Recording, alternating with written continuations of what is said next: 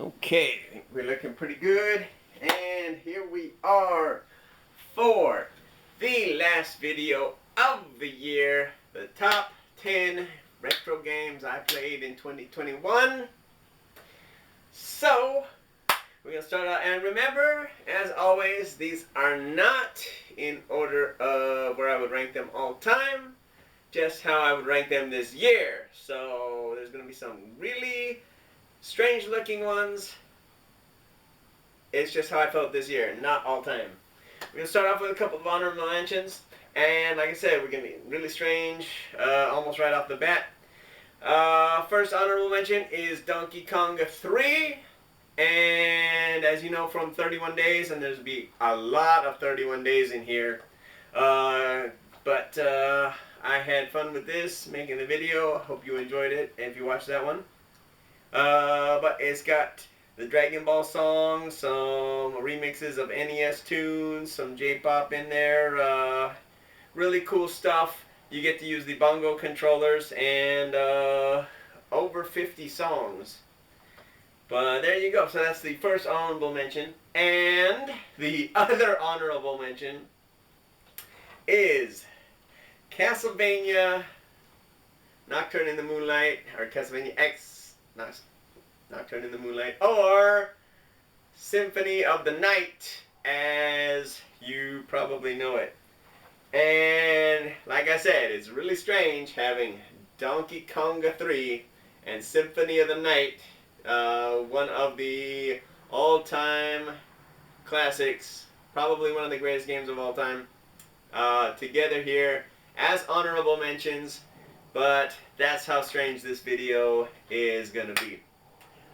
Starting off at number 10, we had the 35th anniversary of a mega game. Actually, well, Castlevania Series 2 for that matter.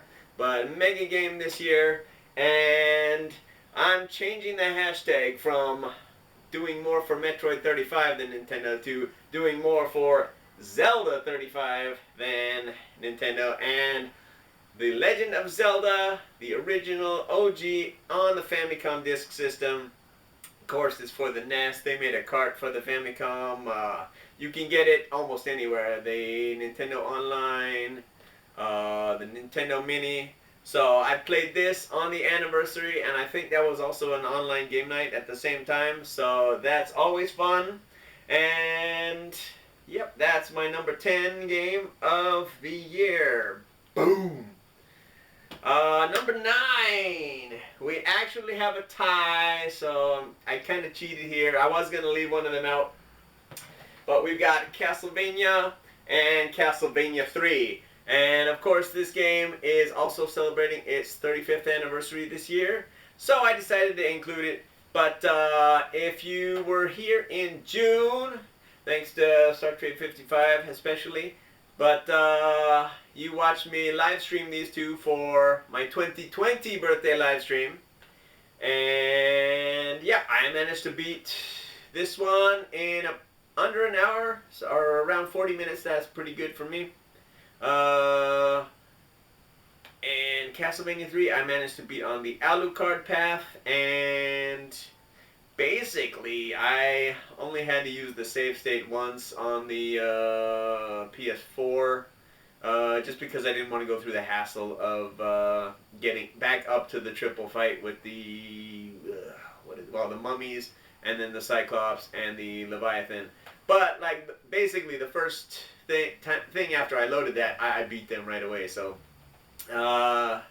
yeah, cheating maybe, but these two games, all-time classics, great games.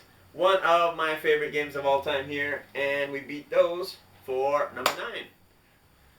Moving on to number 8, another 31 days, and some of you will think this is controversial, but Donkey Kong Country, or Super Donkey Kong, as it's called here in Japan. A lot of people prefer to. I would have liked a little less difficulty in 2. It was my first time playing it.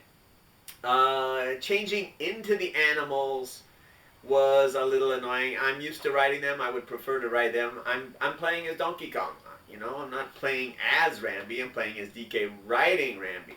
I'm playing as Diddy riding an animal, but they changed into it, and some of the animal stages were annoying, especially Squawks, yeah, the flying stages. To hell with that. That one stage with the 3 changes, that was actually interesting. I think you use 3 different animals at different points during the level. But yeah, no, Donkey Kong, again, still a challenging game, a little bit easier than 2. Of course, I had this growing up. I did not have 2, so boom, that's my pick for the number 8 game of the year. What else do we got here? Oh, yes. Like I said, if it's not Castlevania or Zelda, it's going to be 31 Days. And we played a lot of stuff this year. This is Akumajo Dracula X Chino Rondo, or Rondo of Blood. And I finally beat this for the first time on Castlevania Requiem for the PS4. Finally, yes. I think the hardest thing for me was the fight against Death on the ship. The Grim Reapers just got projectiles all over the place, but they do lock in place.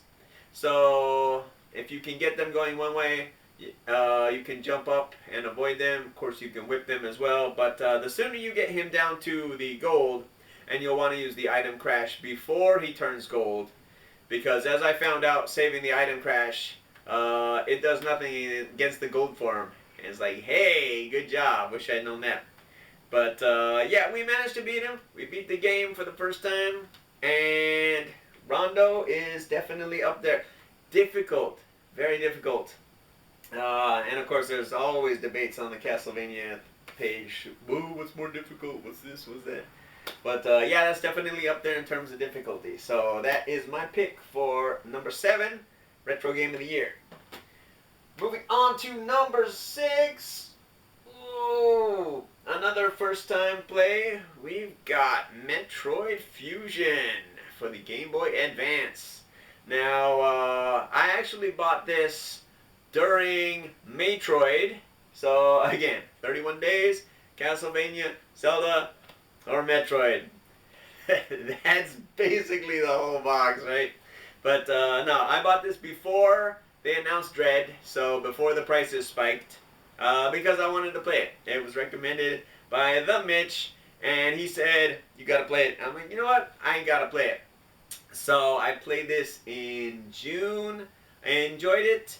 It's a little difficult. I think they ramped up the damage, or at least the numbers seemed a little bit more difficult. And some of the items are impossible to find. Like, seriously. There's no scan, as you saw in Samus Returns. There's no X-ray vision like Super Metroid. So, some of them are really, really difficult to find. I did not get 100%, but I did beat it. And great game. That's my number 6 game of the year. Boom! Moving on to number 5. What's in the box?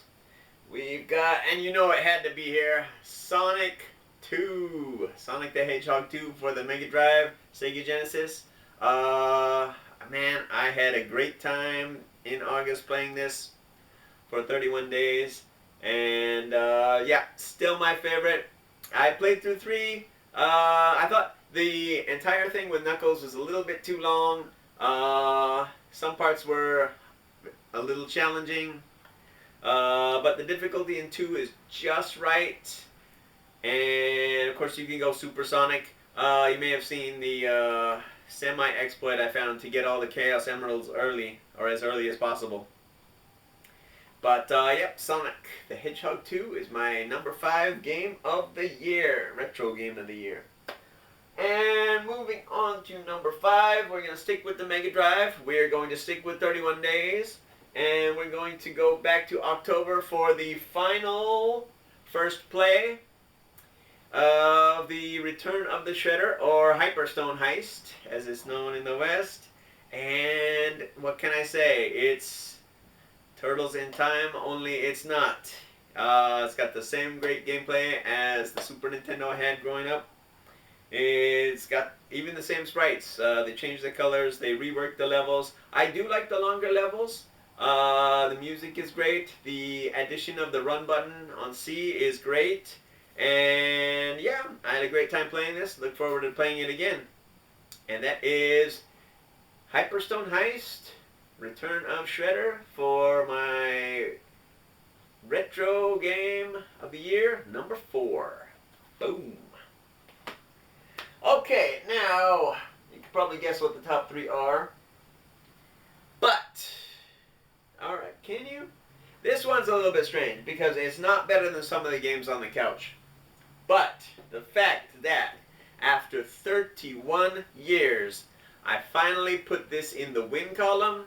My number 3 retro game of the year is Teenage Mutant Ninja Turtles or Genki Kame Ninja Den. Yes. So I sort of put up a quick speed run of the first 2 levels during that. And yeah, if you just get enough scrolls in stage 5 in the easy to farm spot that I talked about, then you'll have no problems going through the Technodrome. Well, you shouldn't have any trouble getting through the Technodrome. I did get a lucky pizza, I will admit, because I went the long way, and if you can go the short way, you'll take quick way, it'll take a lot of damage, but it's much faster. It's up to you. But yeah, I recommend going the long way because you'll get a bunch of scrolls. Well, if you have a bunch of scrolls, go the long way. You won't take too much damage. You'll kill everything in about 2 shots. And definitely great. Finally beating this after 31 years. I can't knock that smile off my face, but Teenage Mutant Ninja Turtles for the NES, my number 3 game of the year. And in a shocker, again, this is just this year, don't kill me here, but number 2 retro game of the year, Super Metroid. Again, oh, did I beat this in Metroid? Or did I beat this in June? I think I beat this in June, actually. But, yeah. I mean, if this isn't on your all-time, like, greats list, then I don't know what you've been playing. Because this is definitely one of the best games of all time. Shockingly relegated to number 2 this year. But, yeah, the last time, when I did this for 31 Days of Metroid, I didn't remap the buttons, and I had a really difficult time with the controller. And as you can see from some of the videos I posted, or from the vault as well. But yeah, so like that knocked it down just a peg for me. And then this year I remapped the buttons, and boom, it's right back where it should be. One of my favorite games of all time, Super Metroid. Again, a great challenge. Play it how you like, get 100%, or just beat the game. But Super Metroid is my number 2 retro game of the year. And in a stunning upset, number 1, thanks to the power of 31 days and all the hype that went into October, Teenage Mutant Ninja Turtle 4, Turtle in Time, is my number 1 retro game of the year. I don't know what else I can say about this game that hasn't been said already, but I had a great time playing it.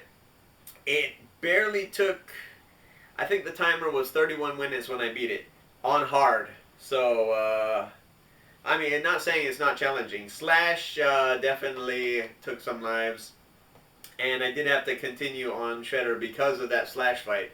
But after that, just destroyed it. I mean, it's still got the great controls, still got the classic sprites. You play it on a CRT, it looks just as good as the day you bought it back in 1992, Konami, all rights reserved. But yeah, I mean, these are all-time classics. At least almost every game here. I don't know about Donkey Konga so much, but yeah, this was not an easy list to make. I played a ton of great games this year, especially a ton of great retro games. But yeah, just with 31 days, watching all the cartoons, the good episodes and the bad episodes. My number one retro game of the year had to be Turtles in Time, and it is shocking that it upset Super Metroid, but this year at least, Turtles in Time is number one. So, that about does it for 2021 for the channel. Thank you for watching all of the videos, if you watch them. Thank you for all the comments, thank you for the likes, even the dislikes, and, well, the spam comments I can do without, but, yeah, we'll see what happens in 2022. I'll probably start off with a state of the channel update, as always, and sort of semi-roadmap, see what games I didn't play this year that I have to play next year. But, again, thanks for watching. Happy New Year, and we'll see you in 2022. Have a good one.